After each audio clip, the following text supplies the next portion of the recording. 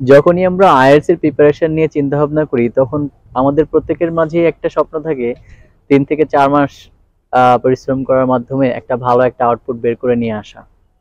কিন্তু আসলে সেটা কি সবার জন্য সম্ভব হয়? আর কেনই বা হয় না? এর প্রধান কারণ হচ্ছে আমাদের কনসিস্টেন্সি থাকে না। যেমন আজকেও আমার প্রাইভেট ব্যাচে একজন বলতেছিল যে 3 মাস টানা এভাবে প্রতিদিন রেগুলার প্র্যাকটিস করাটা, এই কনসিস্টেন্সিটাই আমাদের থাকে না, যার কারণে আমরা পারতেছি না। তো এটাই আসলে মেইন। আপনি গ্রামারে দুর্বল, ইংলিশে দুর্বল, আপনি পারেন না, এটা হয়তোবা কভার করা যাবে। কিন্তু আপনি রেগুলার প্র্যাকটিস যদি না করেন, এটা আসলে কভার করা যায় না। রেগুলারিটি মেনটেন করতে হবে। আপনি প্রতিদিন 2 ঘন্টা বা 3 ঘন্টা, 4 ঘন্টা, 5 ঘন্টা আপনার লেভেল অনুযায়ী প্রতিদিন ট্রাই করতে হবে, তাহলেই সম্ভব। আর সবচেয়ে ভালো একটা টিপস হচ্ছে কোথাও পেইড ব্যাচে আগেই ভর্তি না হয়ে একটা ফ্রি কোর্স করা। আপনি দেখবেন অনেক জায়গায় ফ্রি কোর্স আছে। যেমন আমাদের ইউটিউব চ্যানেলে একটা পূর্ণাঙ্গ 3 মাসের ফ্রি কোর্স আছে।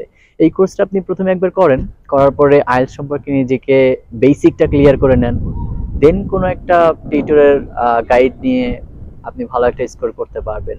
এখন প্রশ্ন আসবে যে শুধুমাত্র ফ্রি ক্লাস করে কি সম্ভব না? অবভিয়াসলি সম্ভব। কতজন ফ্রি ক্লাস করেই ভালো রেজাল্ট করতেছে? এটা ডিপেন্ড করে আপনি আপনার নিজেকে কতটা গুছিয়ে নিয়েছেন।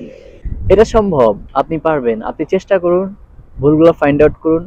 2-3 জন টিচারকে ফলো না করে একজন টিচারকে ফলো করেন প্রথমে, তাকে ভালো করে তার পরামর্শ, তার যে স্টাইল পড়ানোর, সেই জিনিসগুলোকে গ্র্যাপস করেন। দেন হচ্ছে আপনি ভালো করে বুঝতে পারলে এবার আরেকজনের হেল্প নেবেন, তারপর আরেকজনের হেল্প নেবেন। তাহলে প্রথমে যেটা বললাম সেটা হচ্ছে কনসিস্টেন্সি। আর রেগুলার কারোর সাথে স্পিকিং প্র্যাকটিস করার চেষ্টা করবেন। আপনি যতই বলেন না কেন, কোচিং এ পড়েন, যেখানেই পড়েন, রেগুলার যদি স্পিকিং প্র্যাকটিস না হয় তাহলে স্পিকিং এর ফ্লুয়েন্সি কিন্তু আসবে না। সো এই জিনিসগুলো একটু খেয়াল রাখতে হবে। এটা হচ্ছে আমার বাসার সামনে পার্ক। প্রত্যেকটা বিল্ডিং এর সামনে এরকম একটা পার্ক আছে খুব সুন্দর করে বসার জন্য। বিকালবেলা অনেকেই বাচ্চারা খেলাধুলা করে। আর এখানেই আমার বাসা। এই হচ্ছে আমার বাসা, দোতলায় থাকি আমি।